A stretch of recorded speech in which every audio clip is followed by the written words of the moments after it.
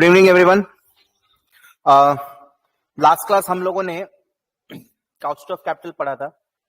आज हम लोग बात करेंगे कैपिटल स्ट्रक्चर के बारे में।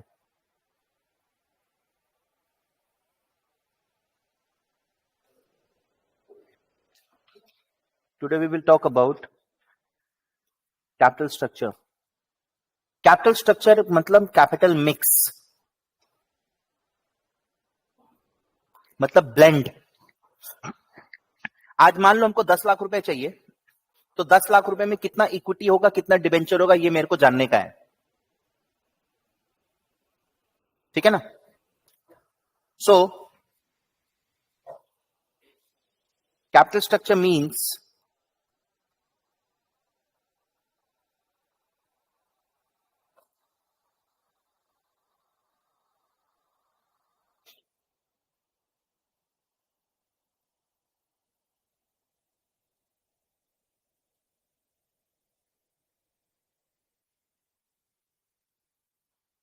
proportion of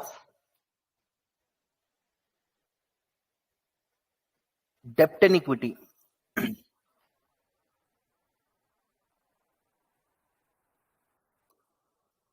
in raising funds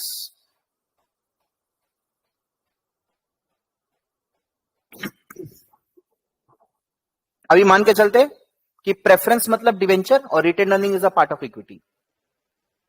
4 sources of finance होता है, डेप्ट, प्रेफरेंशियल, इक्विटी, रिटेन अर्निंग। तो retain earning is a part of equity और प्रेफरेंस शेयर को डिवेंचर मान लो एक तरीके से। तो the capital structure means proportion of डेप्ट and equity in raising funds. कितना परसेंटेज ऑफ डेप्ट होगा, कितना परसेंटेज इक्विटी होगा। आज मान लो हमको 10 लाख रुपए चाहिए, राइट? किसी भी कंपनी को रजिस्टर करने के लिए एक मिनिमम ऑथराइज्ड कैपिटल होता है, उतना तो मिनिमम पेड अप कैपिटल होना पड़ेगा, प्लस डेप्ट। लोन भी आप एक सर्टेन परसेंटेज तक ही ले सकते हैं। आप अपना 1 लाख रुपए लगाए और बैंक को बोले 10 लाख रुपए लोन दो, नॉट पॉसिबल। डेप्ट इक्विटी 10 टाइम्स हो जाएगा। अपना 1 लाख रुपए लगाए, बैंक को बोलेंगे 2 लाख रुपए देने, बैंक दे भी देगा। 2:1 स्टैंडर्ड डेप्ट इक्विटी रेशियो। तो कैपिटल स्ट्रक्चर मतलब what is the combination of डेप्ट एंड इक्विटी। तो सर 10% डेप्ट 90% इक्विटी, 20% डेप्ट 80% इक्विटी, 30% डेप्ट 70% इक्विटी, 50% डेप्ट 50। तो अलग अलग कॉम्बिनेशन हो सकता है। इसमें से बेस्ट कॉम्बिनेशन कौन सा है, उसको अपने बोलते हैं ऑप्टिमम कैपिटल स्ट्रक्चर। क्या बोलेंगे? Optimum capital structure is that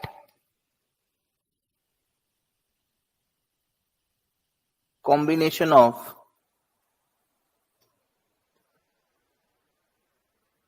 debt and equity. Optimum capital structure is that combination of debt and equity where cost of capital is minimum. सबसे सस्ता फंड्स कौन से कॉम्बिनेशन में मिल सकता है, and value of firm is maximum. Cost minimum होगा तो automatically value of firm maximum ही आएगा।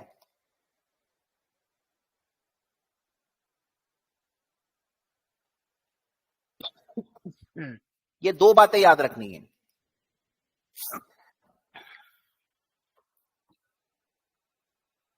ठीक है?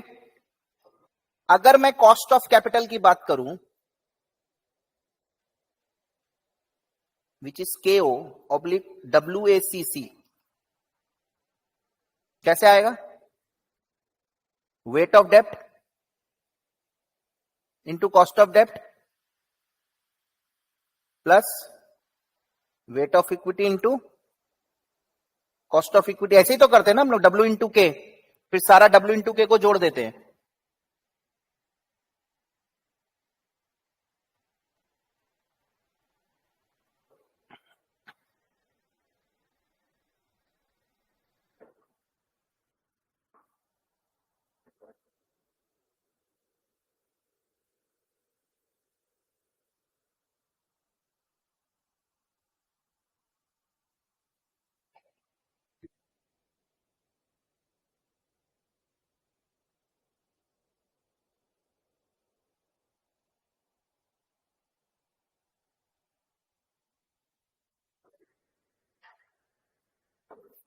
ठीक है। How to get value of firm? Value of firm मतलब मार्केट वैल्यू ऑफ इक्विटी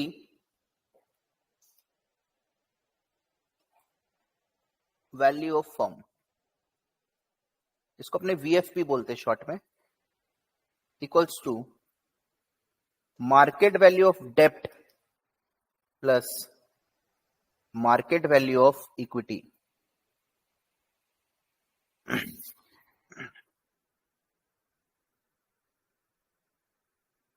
ध्यान से समझना,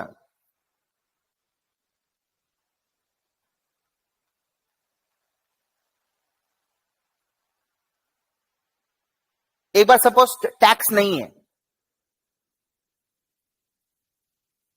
लेट अस अज्यूम, इसमें अज्यूम किया जाएगा, क्योंकि ये जो भी हम लोग कैपिटल स्ट्रक्चर के बारे में जितना भी, इसमें काफी सारा थ्योरीज होता है, कोई आदमी कुछ बोलेगा, कोई आदमी कुछ बोलेगा, राइट। कोई आदमी बोलेगा कोई भी कॉम्बिनेशन रखो, कॉस्ट ऑफ कैपिटल कांस्टेंट रहता है, चेंज होता ही नहीं है। कोई आदमी बोलेगा नहीं, आप कॉम्बिनेशन चेंज करते जाइए, आपका कॉस्ट ऑफ कैपिटल गिरता जाएगा। वो सारी बातें हम लोग करेंगे। तो अलग अलग थ्योरीज है, तो उन सब थ्योरीज में कॉमन अजम्पशंस होते हैं कि टैक्सेस नहीं है, अज्यूम करो। सो अगर मैं आपको जस्ट खाली बता रहा हूं, केडी का फॉर्मूला क्या था, आई बाई आईपी, एक बार इंटरेस्ट खाली कंसीडर करो, टैक्स नहीं कर रहा हूं। अगर मैं इसको क्रॉस मल्टीप्लाई करूं, आईपी क्या होगा, आई बाई केडी, और आईपी तो होता है मार्केट प्राइस। तो अगर मेरे को कोई पूछेगा कि मार्केट वैल्यू ऑफ डेप्ट कैसे आया, मैं उसको बोल दूंगा इंटरेस्ट बाई केडी, और यहां पे परफेस, परफेस होता है टोटल अर्निंग्स, जैसे अर्निंग पर शेयर होता है ना, वैसे टोटल अर्निंग को परफेस बोला जाता है, total earning for equity shareholder divided by KE. याद है ना केई का फॉर्मूला क्या है, E by P zero, cross multiply करेंगे तो P zero equals to E by KE, तो वही हो रहा है परफेस बाई केई। बेसिकली अपन को मार्केट वैल्यू निकालना है।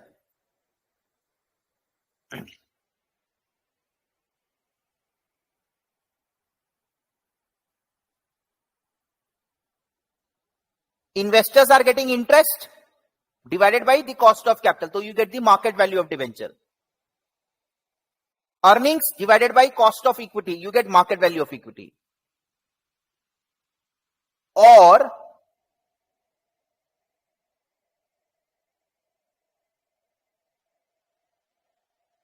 ईबीआईटी, ईबीआईटी का मतलब होता है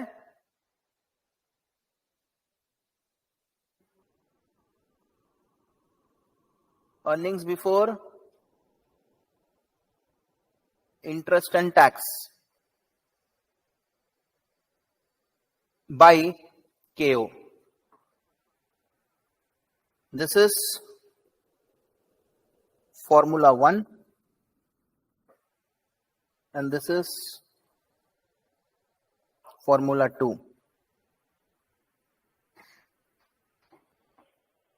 इनकम स्टेटमेंट आप लोग को मालूम है ना, how we prepare income statement, just एक नॉलेज बताओ। सेल्स लेते हैं अपन, इसमें से cost of goods sold less होता है, क्या आता है, ग्रॉस प्रॉफिट, इसमें से फिर ऑपरेटिंग एक्सपेंसेस लेस होगा, है ना, क्या आएगा, ऑपरेटिंग प्रॉफिट, इसी को ईबीआईटी बोलते हैं, earning before interest and tax. बहुत लोग ऑपरेटिंग प्रॉफिट में इंटरेस्ट ऑन इन्वेस्टमेंट ऐड कर देता है, इंटरेस्ट इनकम ऐड कर दिया तो ये आ गया ईबीआईटी, क्या आ गया, ईबीआईटी। इसमें से मैं इंटरेस्ट लेस करूंगा, क्या आएगा? Earning before tax. इसमें से फिर टैक्स लेस करूंगा, क्या आएगा? Net profit. अब ये net profit he earnings for equity share holder होगा। क्यों? क्योंकि नेट प्रॉफिट से पहले प्रेफरेंस डिविडेंड दिया जाता है, बचा हुआ अर्निंग इक्विटी शेयर होल्डर के लिए होता है। लेकिन मैंने क्या अज्यूम किया कि डिवेंचर ही है, प्रेफरेंस नहीं है, तो नेट प्रॉफिट ही अर्निंग्स हो जाएगा। फर्दर मैंने ये भी अज्यूम किया कि टैक्सेस नहीं है, मतलब ईबीटी मेरा नेट प्रॉफिट हो जाएगा, टैक्स तो नहीं है ना। मैंने ये भी अज्यूम किया कि देर आर नो इन्वेस्टमेंट्स, जो भी पैसा मैं अपने धंधे पे लगा रहा हूं, एक होता है मैंने अपने बिजनेस में पैसा लगाया, एक होता है मैंने अपने सेविंग्स करके इन्वेस्टमेंट खरीदा है। तो इस चैप्टर के लिए अगर मैं नॉर्मल इनकम स्टेटमेंट बचपन से अपन बनाते आ रहे हैं,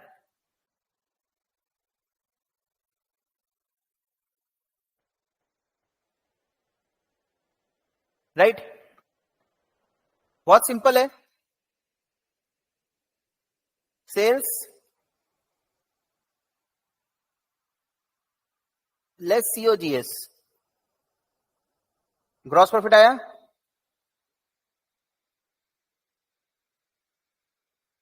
लेस ऑपरेटिंग एक्सपेंस, यही मेरा ईबीआईटी आ गया, ऑपरेटिंग प्रॉफिट।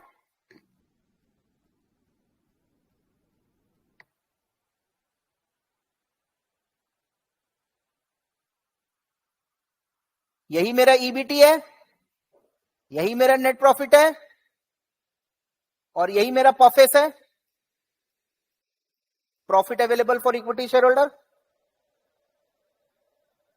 क्योंकि टैक्स है नहीं, प्रेफरेंसेस है नहीं। सो दिस इज हाउ, ये लेस होता है, ये लेस होता है, ये लेस होता है।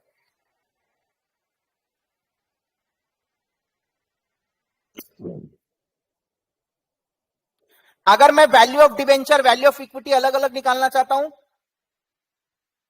तो इंटरेस्ट डिवाइडेड बाई केडी करने से मेरा वैल्यू ऑफ डेप्ट आ जाएगा, इसको डिवाइडेड बाई केई करने से मेरा वैल्यू ऑफ इक्विटी आ जाएगा।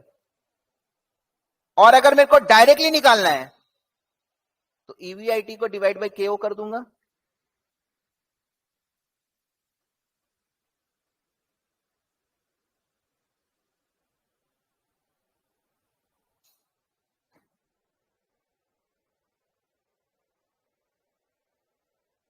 ठीक है। तो इंडिविजुअली निकालना है तो इंटरेस्ट बाई केडी और फेस बाई केडी, दोनों तरीके से वैल्यू ऑफ फर्म आ जाएगा। तो कहने का मतलब है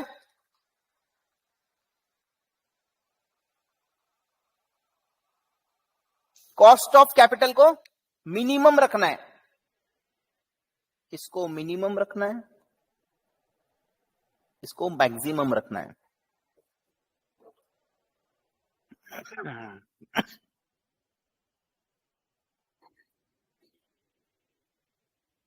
ठीक है। तो एक बार अपने वैल्यू ऑफ फर्म के बारे में बात नहीं करेंगे, किसके बारे में बात करेंगे? कॉस्ट ऑफ कैपिटल के बारे में। सिंपल फंडा समझो, कॉस्ट ऑफ कैपिटल मिनिमम होना चाहिए। जहां मिनिमम होगा वही ऑप्टिमम कैपिटल स्ट्रक्चर होगा, ठीक है। तो अब हम लोग बात करेंगे capital structure theories.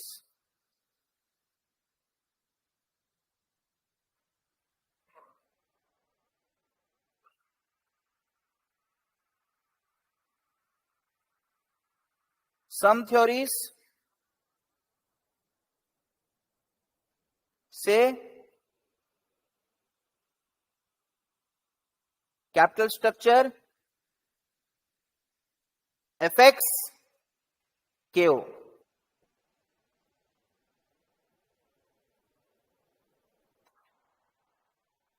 Some theories say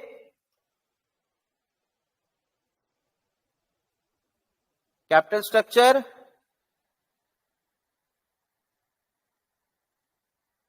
does not affect KO.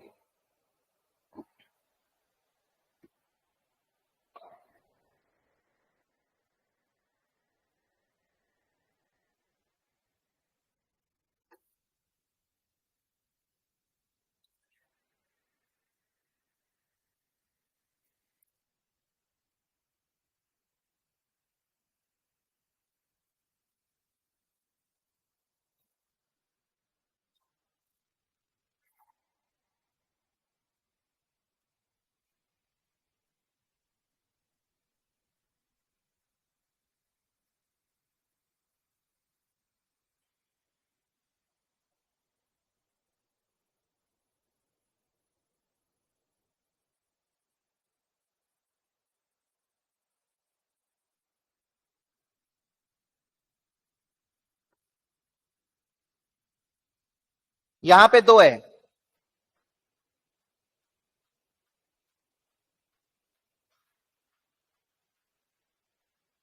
Net income approach,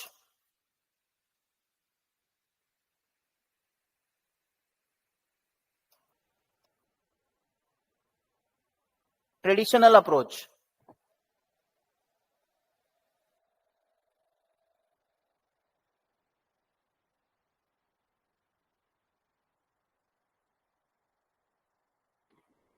net operating income approach,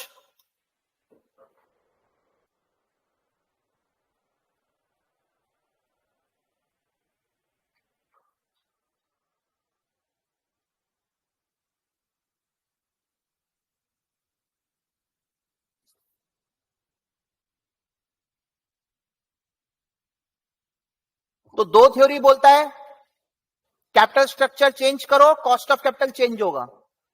दो थ्योरी बोलता है कैपिटल स्ट्रक्चर चेंज करने से कॉस्ट ऑफ कैपिटल में कोई फर्क नहीं पड़ता.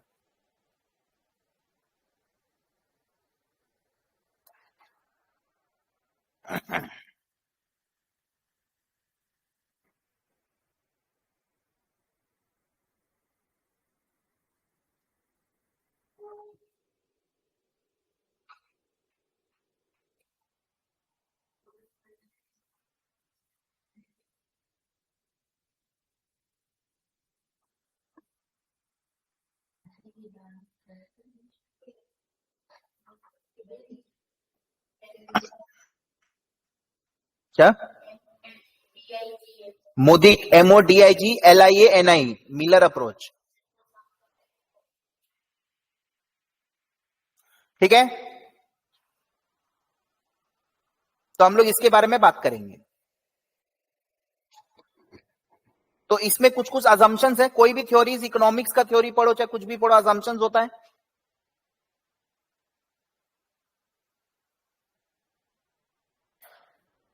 अजम्पशंस क्या क्या है?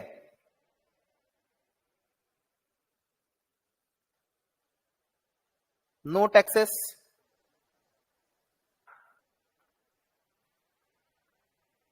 ओनली टू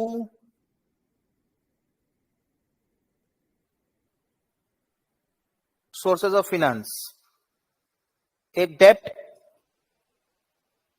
दूसरा equity.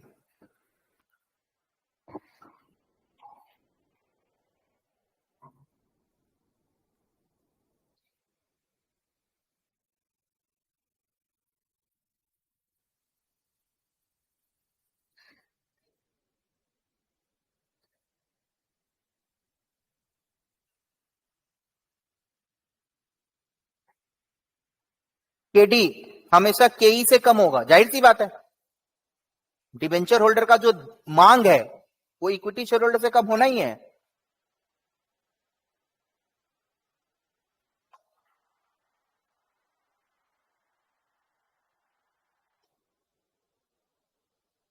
Risk perception of investor does not change with the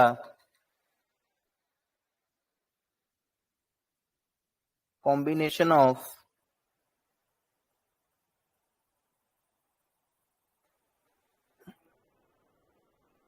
dept and equity. मतलब अभी हम लोग एनआई अप्रोच पढ़ रहे हैं, ठीक है ना।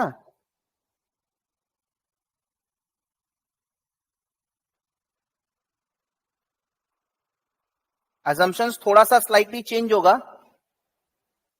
अभी हम लोग एनआई अप्रोच पढ़ रहे हैं, मतलब कैपिटल स्ट्रक्चर विल अफेक्ट केओ।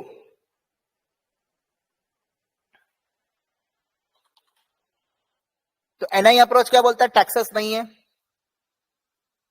खाली दो सोर्सेस ऑफ फाइनेंस है, डेप्ट एंड इक्विटी। केडी हमेशा केई से कम होगा और केडी एंड केई कांस्टेंट रहेगा एट एनी कॉम्बिनेशन।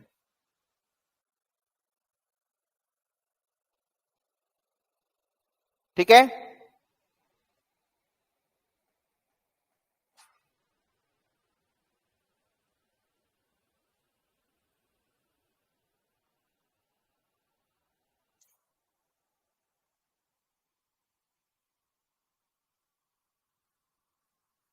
अब एनआई अप्रोच क्या बोलता है, ये तो अजम्पशन हो गया। कुछ कुछ थ्योरी बोलता है कैपिटल स्ट्रक्चर कॉम्बिनेशन चेंज करो, कॉस्ट चेंज होगा। कुछ कुछ बोलता है कैपिटल स्ट्रक्चर चेंज करो, कॉस्ट चेंज नहीं होगा। तो पहले अपने एनआई अप्रोच पढ़ रहे हैं। तो एनआई अप्रोच का ये सब अजम्पशन है।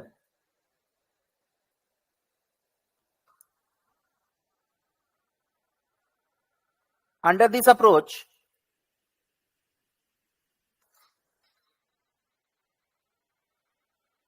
with the introduction of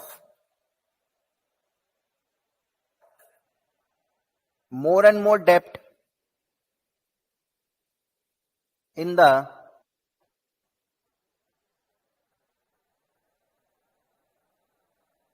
capital structure,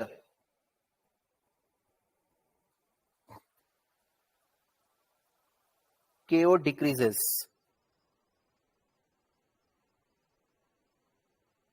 debenture सस्ता है ना इक्विटी से,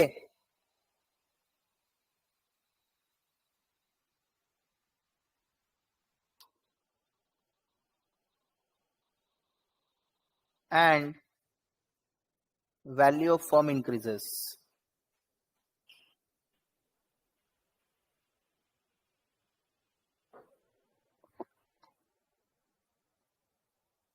ठीक है, इसका ड्राइंग देखो।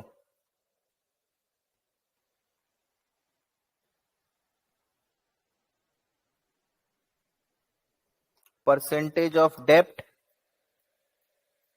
इन टोटल कैपिटल। बोला 10% डेप्ट ले लो, 20% ले लो, 30 ले लो, 40 ले लो, 50 ले लो, कुछ भी ले लो।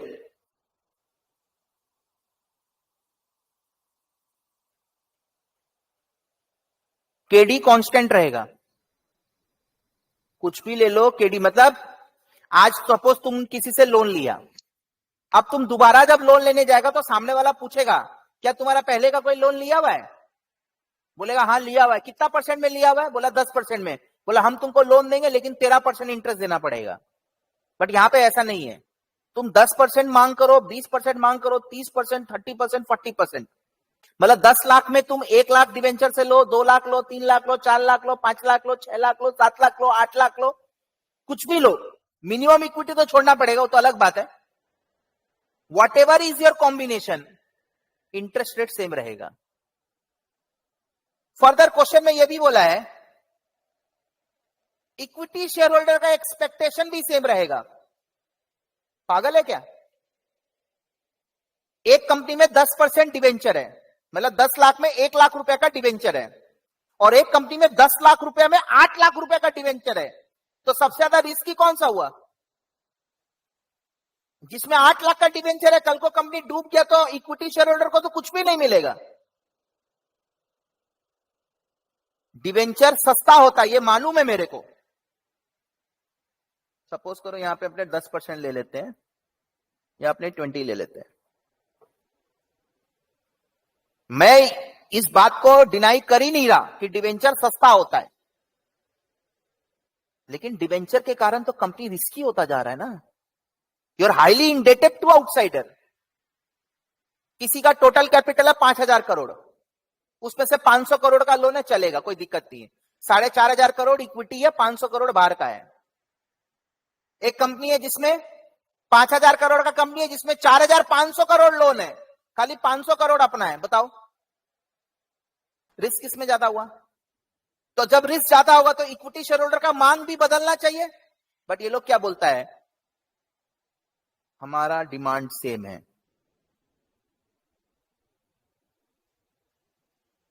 तो वही यहां पे लिखा हुआ था, risk perception does not change with the combination of, ये इसका अजम्पशन है। जब एनओआई पढ़ेंगे उसमें चेंज हो जाएगा।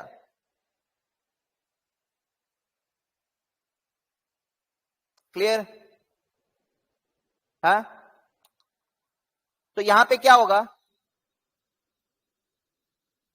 केओ गिरता जाएगा, केओ विल फॉल। डेप्थ घुसाते जाओ, केओ का मजा लेते जाओ, कॉस्ट ऑफ कैपिटल गिर जाएगा यहां।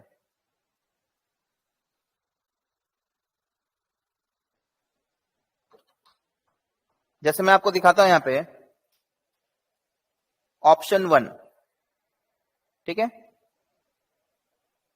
सोर्सेस, डेप्ट इक्विटी, सीधा मैं वेट लिख रहा हूं। 10% डेप्ट मतलब 0.1, तो 90% इक्विटी होगा 0.9।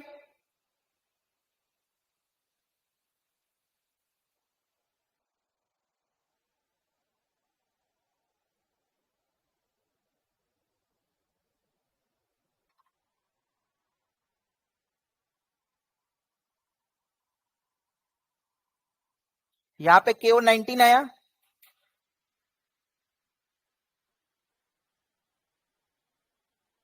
ऑप्शन 2।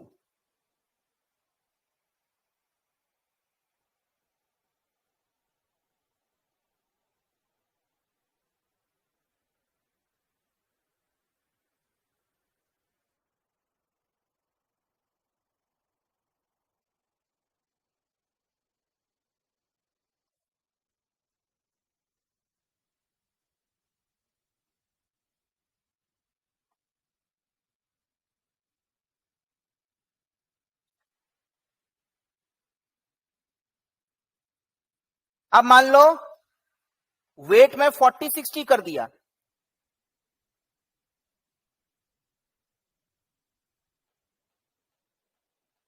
ये 10 और 20 ही रहेगा।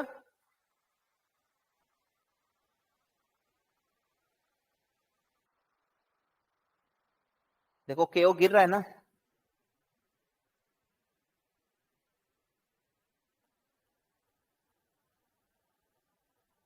तो कॉम्बिनेशन चेंज करने से आपका कॉस्ट ऑफ कैपिटल कम हो जा रहा है।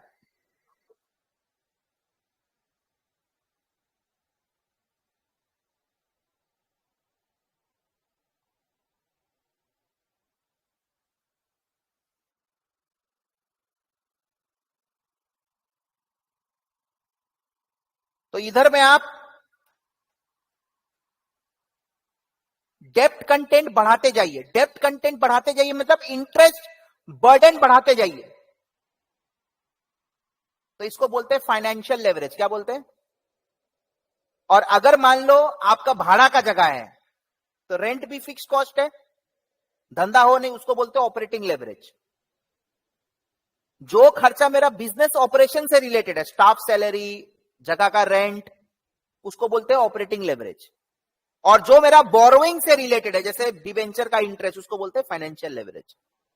तो बोलता है आप यहां पे फाइनेंशियल लेवरेज बढ़ाते जाइए, इंटरेस्ट पोर्शन बढ़ाते जाइए, आपका ओवरऑल कॉस्ट ऑफ कैपिटल गिरता जाएगा। लेकिन कुछ कुछ आदमी इसको ऐसे नहीं लेता, नेगेटिव ले लेता है, बोलता है डिवेंचर बढ़ाते जा रहे हो मतलब कंपनी रिस्की होता जा रहा है। तो जैसे जैसे कंपनी रिस्की होता जाएगा, इक्विटी शेयर होल्डर लोग अपना मांग बदल देगा। they will demand more. An investor taking higher risk will always expect high return as compared to investor taking lesser risk or low risk. मैंने बताया रिस्क रिटर्न ट्रेड ऑफ. तो ये model बहुत सिंपल है, इसमें यही लिखना है. With the introduction of 5-6 number का आएगा.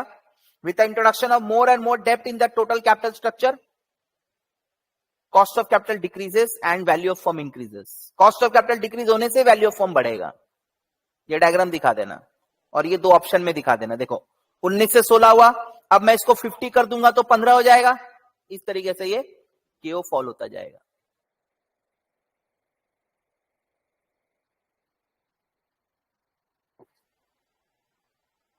देख लीजिए.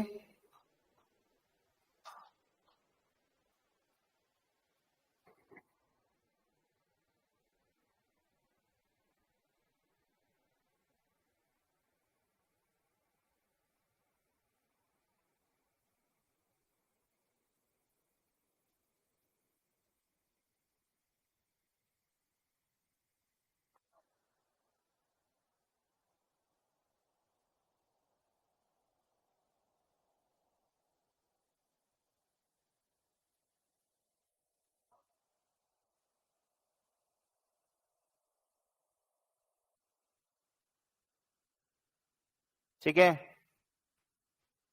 अब इससे रिलेटेड क्वेश्चंस भी आता है एग्जाम में. प्रैक्टिकल क्वेश्चन अगर है तो कैसा आएगा?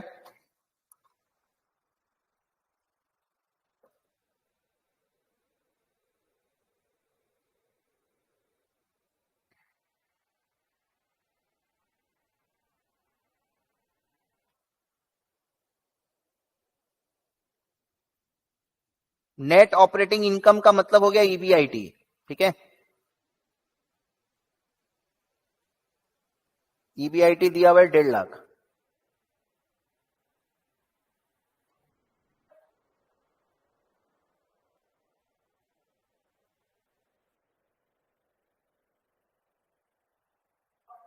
एट % डिवेंचर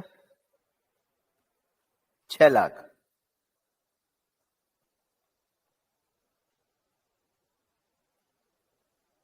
केई दिया हुआ है 10%.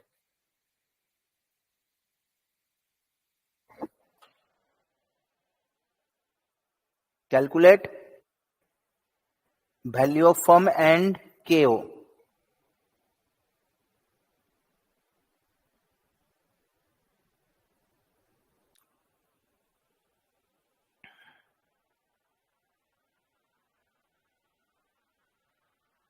ठीक है, सबसे पहले आप मेरे को बताइए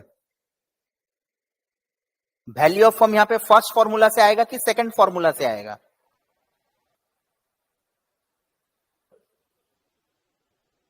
कौन सा फॉर्मूला से कैलकुलेट करेंगे?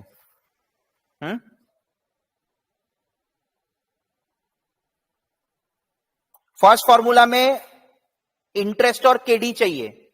वैल्यू ऑफ फर्स्ट फॉर्मूला में क्या बोला? डेप्ट का मार्केट वैल्यू अलग निकाला जाता है, इक्विटी का अलग निकाला जाता है.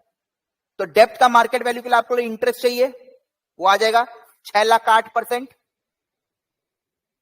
केडी चाहिए, रेट ऑफ इंटरेस्ट दिया तो वही केडी हो जाएगा because there are no taxes. ठीक है. मार्केट वैल्यू ऑफ इक्विटी के लिए क्या क्या चाहिए? परफेस चाहिए. तो ईबीआईटी से इंटरेस्ट माइनस करने से तो परफेस आ जाएगा.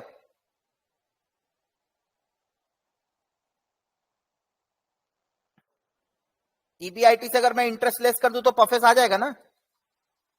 और केई दिया हुआ है तो फर्स्ट फॉर्मूला यूज करेंगे हम लोग.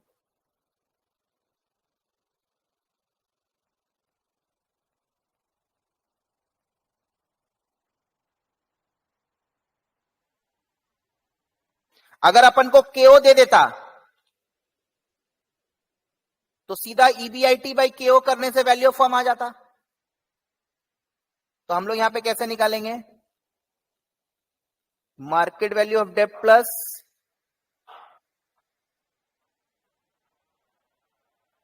Market value of equity.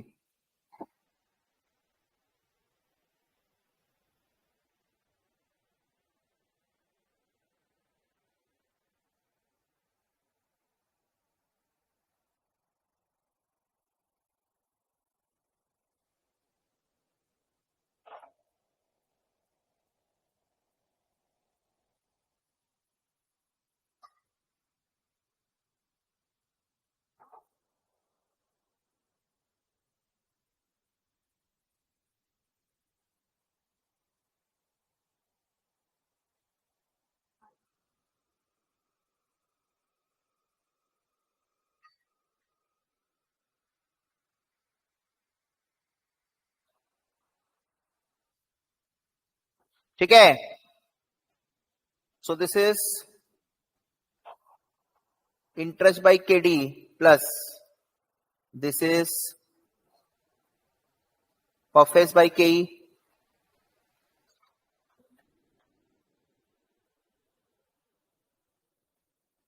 6 lakh का 8%।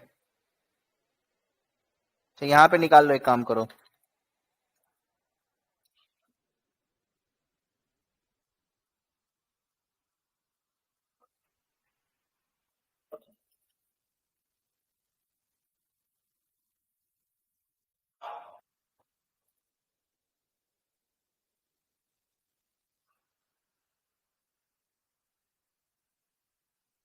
ठीक है।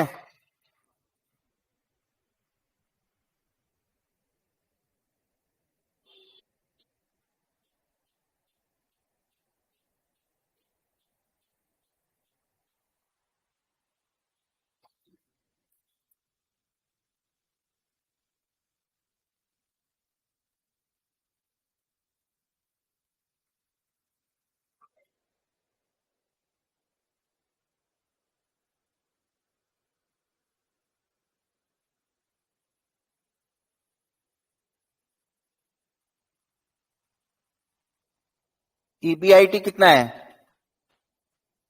1.5 लाख। इसमें से इंटरेस्ट माइनस कर दो, 1,02,000 आ गया ना।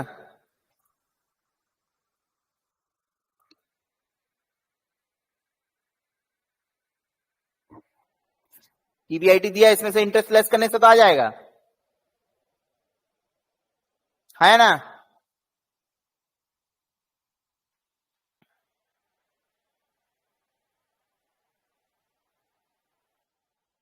के 10% दिया हुआ है, इसमें से सभी कुछ दिया हुआ था, खाली ये निकाला हम लोग।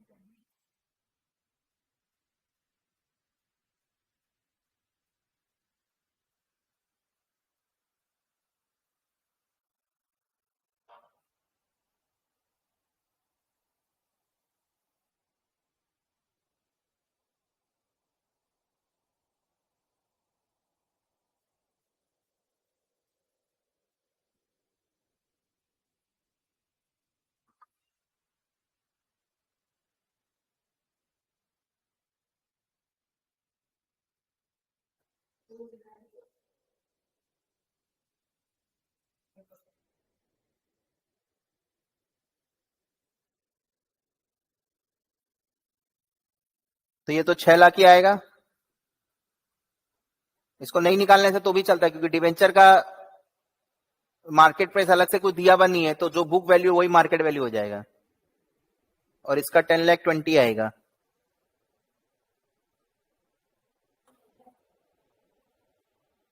तो ये हाँ, 1,02,000 तो 10,20,000 होता है, तो 16,20,000 इज द आंसर।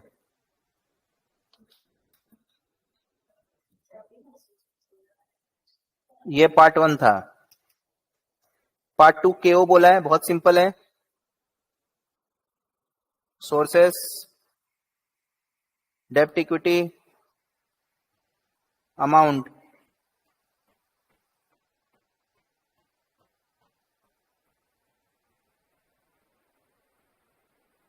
छह लाख, 10,20,000, 16,20,000। वेट निकालना पड़ेगा,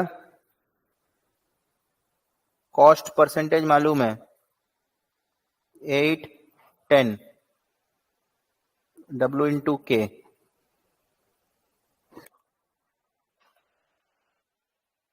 6 लाख बाई 16,20,000, बताओ।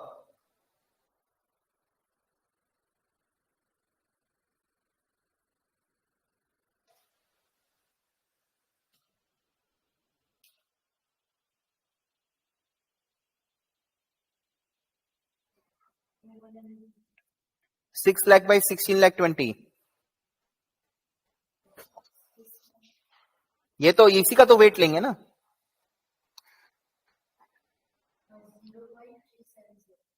0.37 तो 0.63 होगा ये।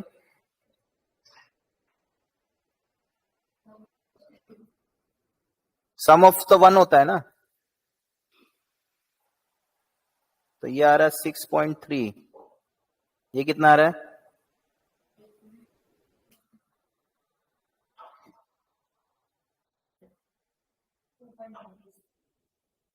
2 पॉइंट कितना आ रहा है? 9.26।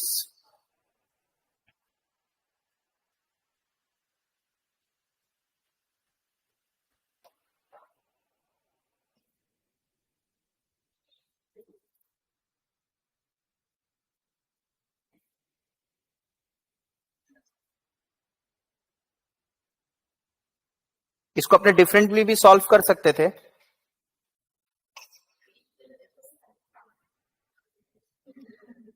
और वैल्यू ऑफ फर्म क्या था?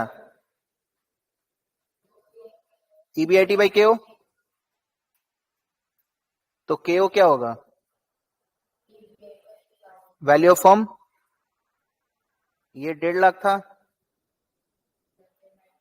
ये 16,20,000 इंटू 100 करो, कितना आ रहा है?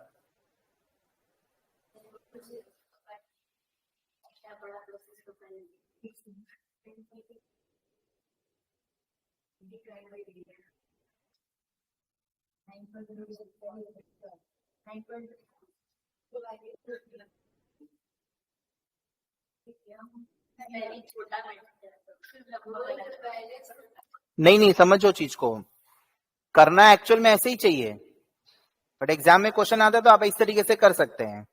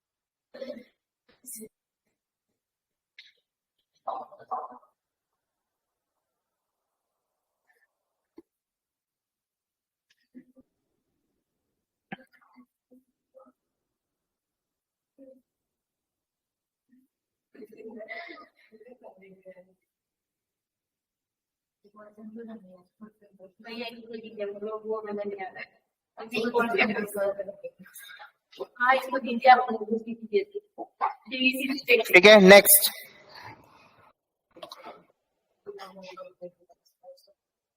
अभी हम लोग एक तो क्या पढ़ा, जो बोलता है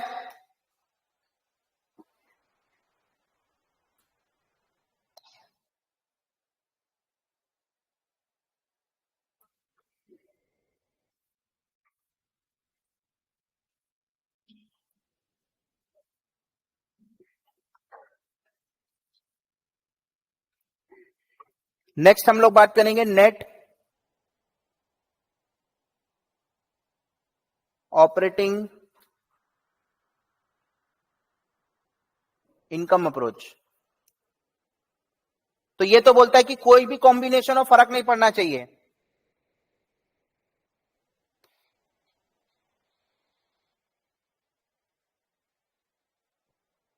राइट?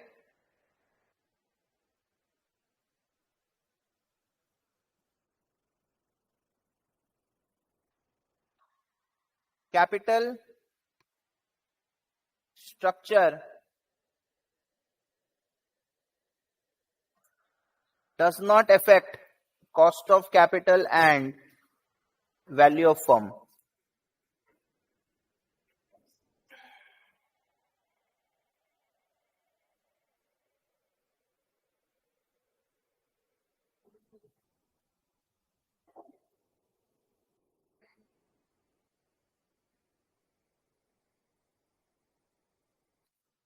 ठीक है, ये बहुत इंपॉर्टेंट है।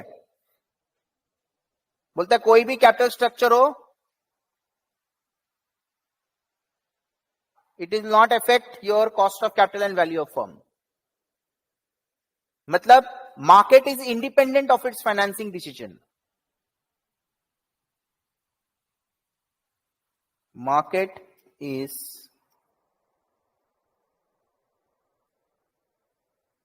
independent of its financing decision। तो यहां पे value of firm is by the second formula.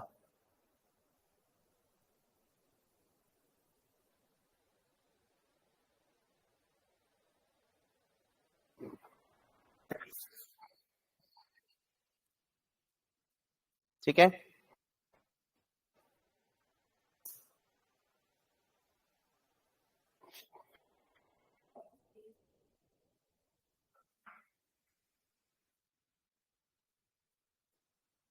assumptions,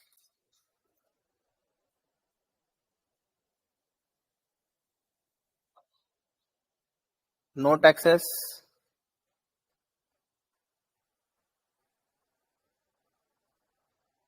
only two sources of finance,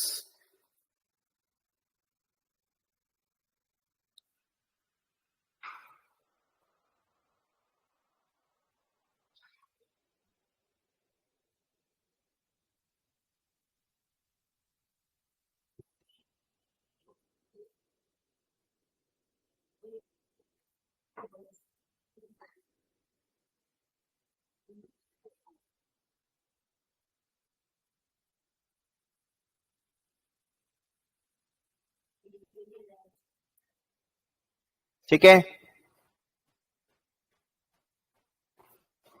KD and केओ इज कांस्टेंट। यहां पे केई कांस्टेंट नहीं है,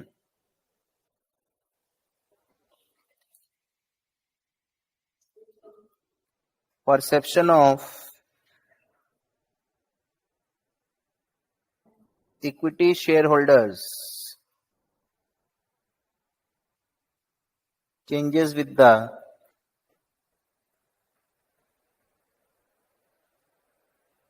level of debt content।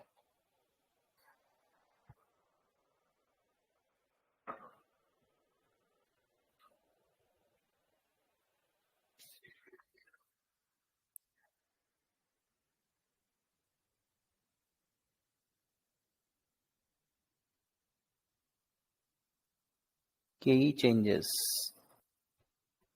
खाली यहां पे केई चेंज होता है।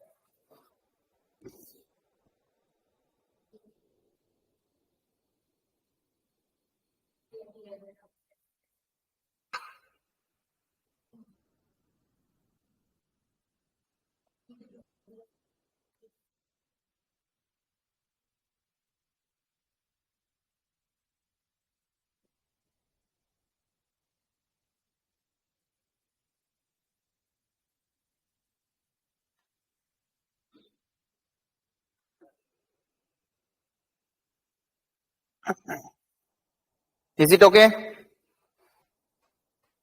नाउ ये अप्रोच बोलता क्या है?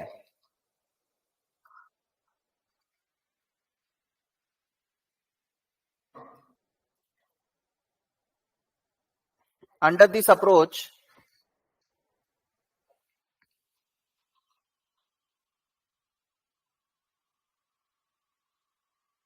with the introduction of more and more debt content following two situations arise।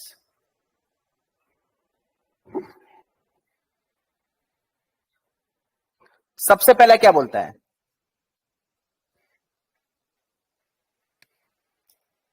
Use of dept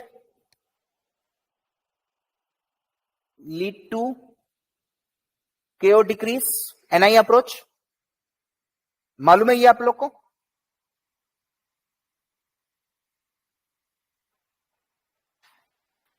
use of डेप्ट changes risk perception of equity share holder.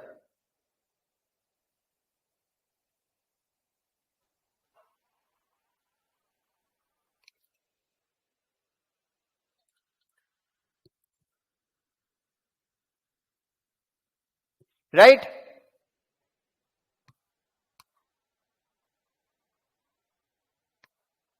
तो ये आपके लिए एडवांटेज का काम कर रहा है. इक्विटी शेयर होल्डर का परसेप्शन चेंज हो रहा है, मतलब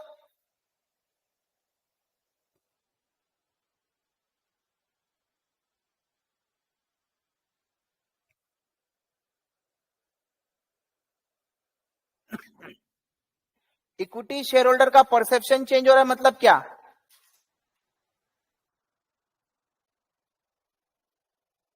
केई बढ़ेगा तो एज अ रिजल्ट केओ भी बढ़ेगा.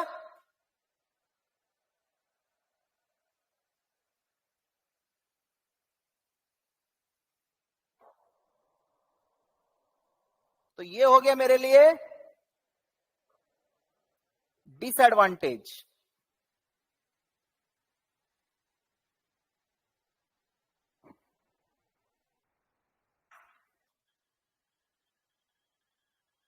तो ये इसके कारण केओ गिरेगा, इसके कारण केओ बढ़ेगा.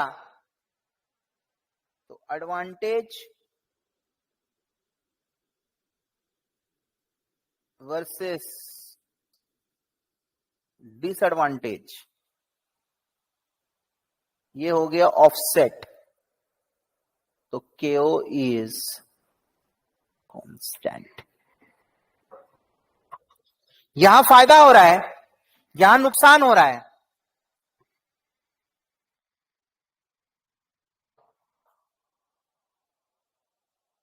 अब ये जो केई बढ़ेगा ना, ये उसी प्रपोर्शन में बढ़ेगा जिस प्रपोर्शन में डिवेंचर इंक्रीज हो रहा है. एक होता है थोड़ा सा रिस्की हुआ, I may not change my perception, चलो चल जाएगा. और थोड़ा रिस्की हुआ, मैं अपना परसेप्शन थोड़ा चेंज करूंगा. और ज्यादा रिस्की हुआ तो मैं उसी प्रपोर्शन में अपना परसेप्शन चेंज नहीं करूंगा, मैं और ज्यादा डिमांड करूंगा. चीज समझो.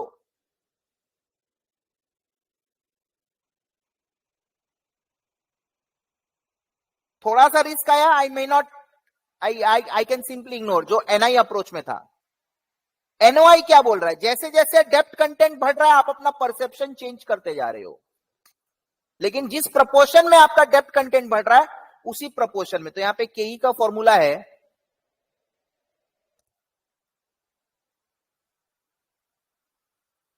केओ प्लस केओ माइनस केडी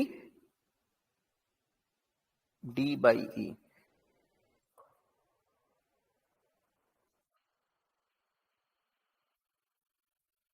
यहां पे केई इस तरीके से आएगा.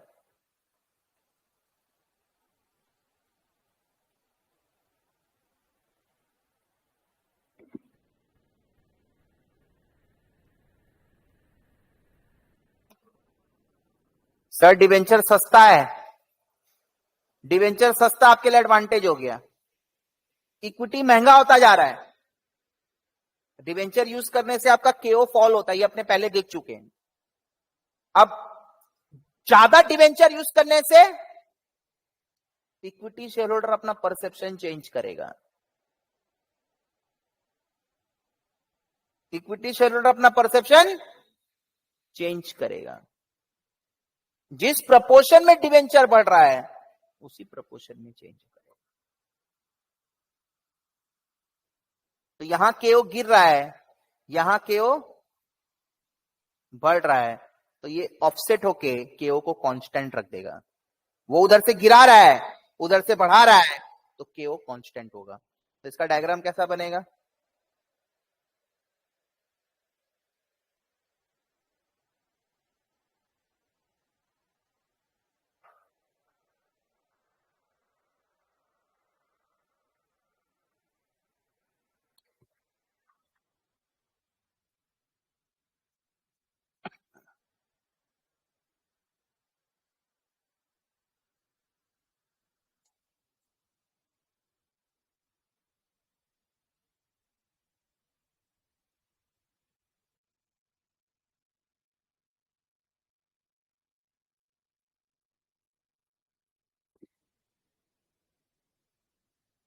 केडी तो कांस्टेंट रहेगा,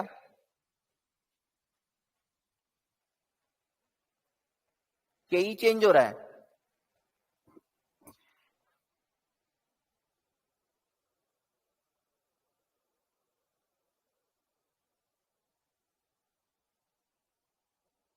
तो इसके कारण एडवांटेज डिसएडवांटेज सेट ऑफ, ये जो बढ़ रहा है ना, ये डिसएडवांटेज है, is offsetting the advantage of using low cost dept.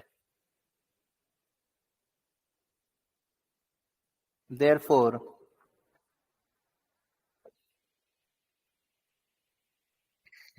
KO is constant.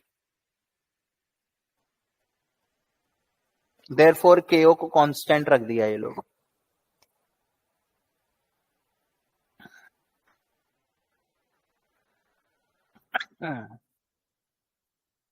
यहां पे अब लीवरेज बढ़ाते जाइए।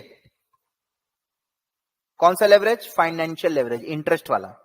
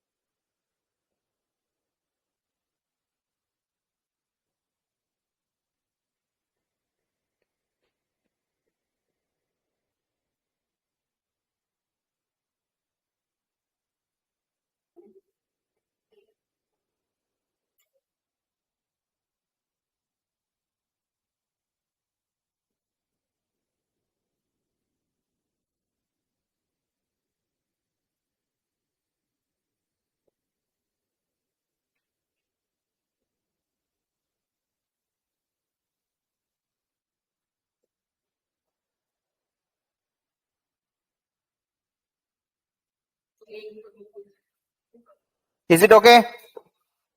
चलिए,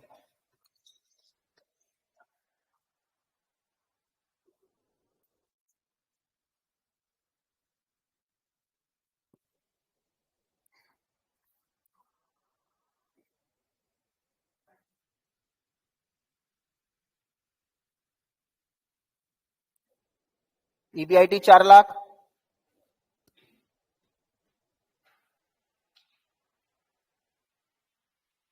केओ 10%,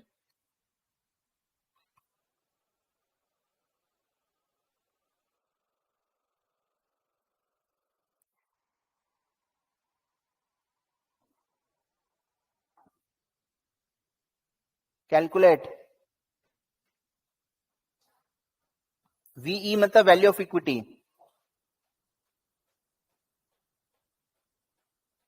इफ कंपनी यूजेस 30%, 40% और 50% डेप्ट इन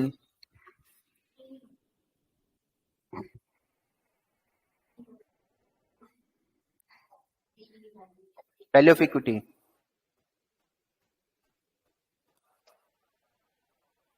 if company uses 30%, 40% or 50% debt in total capital of rupees 20 lakh,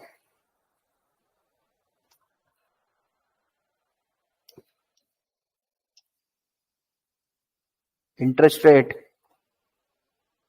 5% on डेप्ट। अच्छा, क्वेश्चन में तो आपको बोल देगा कौन सा अप्रोच है, एनओआई अप्रोच। जिस क्वेश्चन में वैल्यू ऑफ इक्विटी निकालने दिया मतलब वो एनओआई होगा, क्योंकि वैल्यू ऑफ इक्विटी कब तक नहीं आ सकता जब तक के ही नहीं आएगा।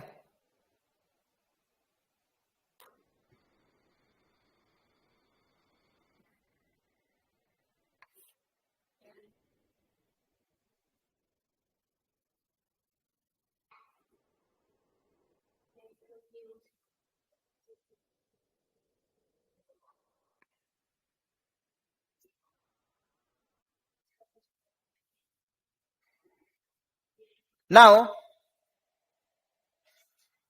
सॉल्यूशन में अगर ध्यान देगा, वैल्यू ऑफ इक्विटी के लिए क्या चाहिए अपने को, profit available for equity share holder by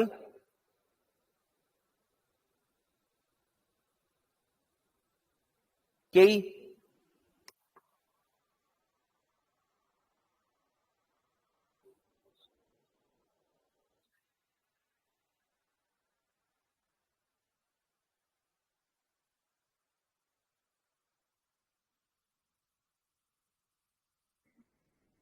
अच्छा, एक और क्वेश्चन है,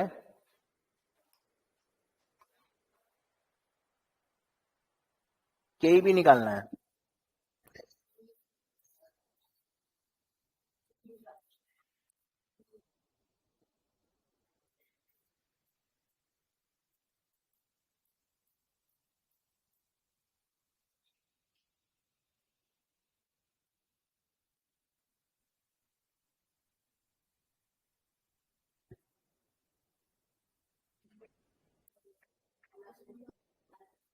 देखो,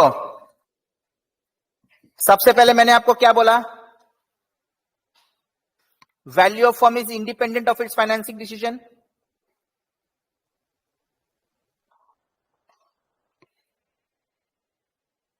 वैल्यू ऑफ इक्विटी अपना इस तरीके से भी आ सकता है, या वैल्यू ऑफ फर्म से वैल्यू ऑफ डिवेंचर माइनस कर देंगे।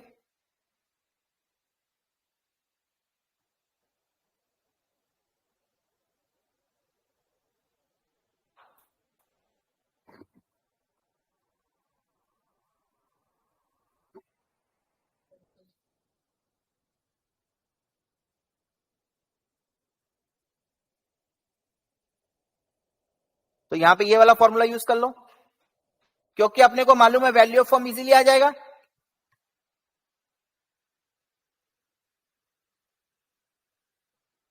4 lakh by 10%, 40 lakh.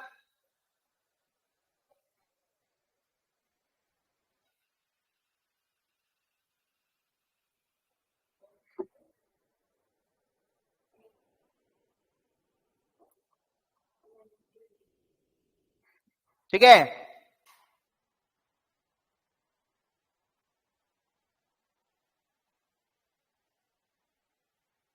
Statement showing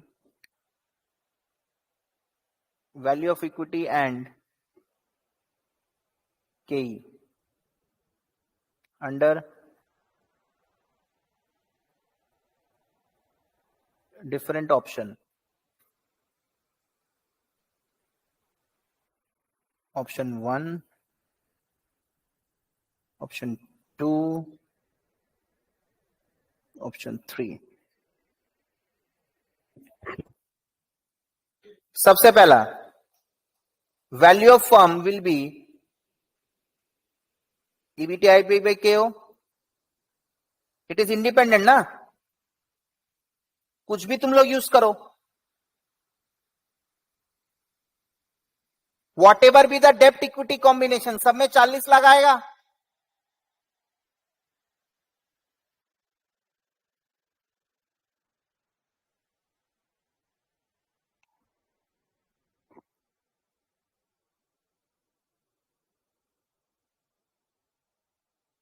इसमें 30%, इसमें 40, इसमें 50 है, 20 लाख का टोटल कैपिटल है।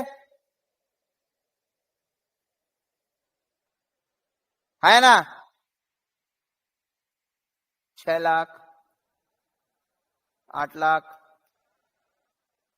10 लाख।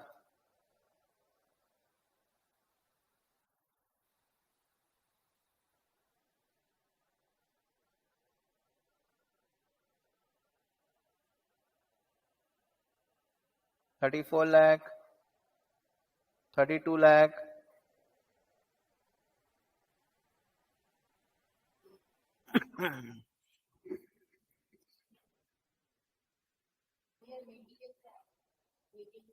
दिया है ना? टोटल कैपिटल 20 लाख है, उसका 30%, 40%, 50%।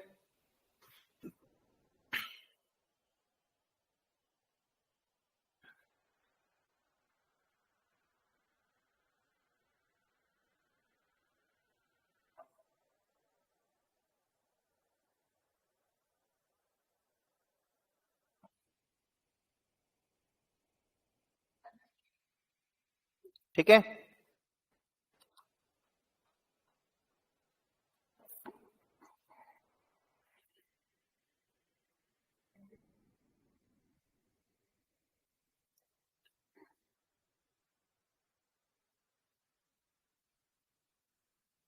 केई का फॉर्मूला क्या है? KO plus KO minus KD into D by E।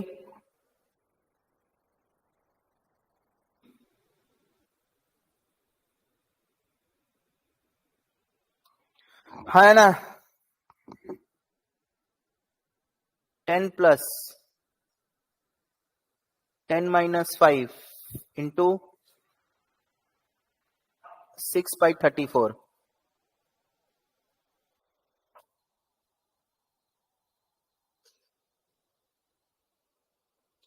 10 plus 10 minus 5 8/32।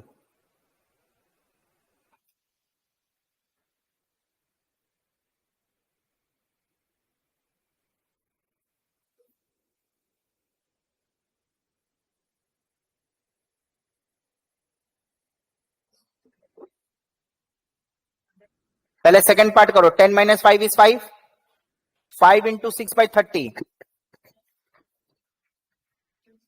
तक।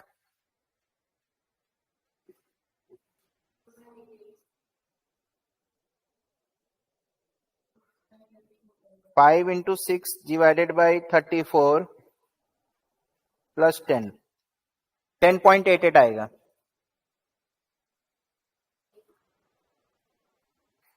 इसका आएगा 11.25।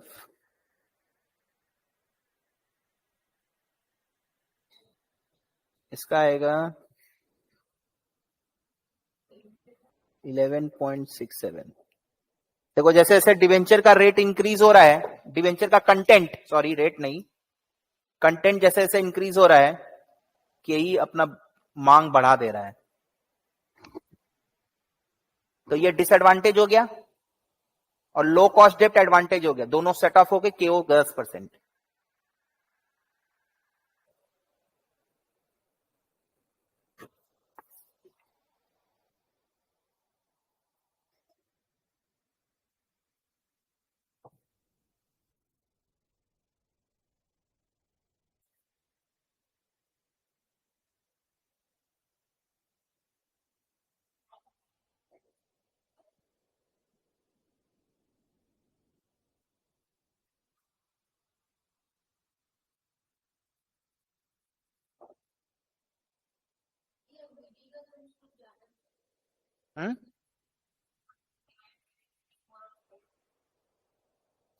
क्या बोल रहे हो फिर?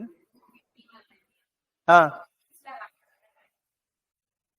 नहीं मार्केट वैल्यू तो ज्यादा ही होता है ना बुक वैल्यू से। ये तो बुक वैल्यू है 20 लाख।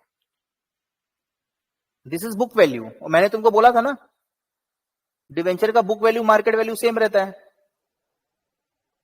तो 30% ऑफ 20 लाख इज 6 लाख, मतलब 14 lakh is book value of equity पहला केस में। लेकिन उसका मार्केट वैल्यू 34 लाख आ रहा है।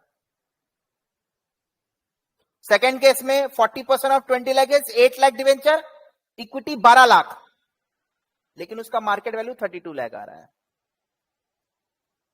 डिवेंचर में book value market value same होता है।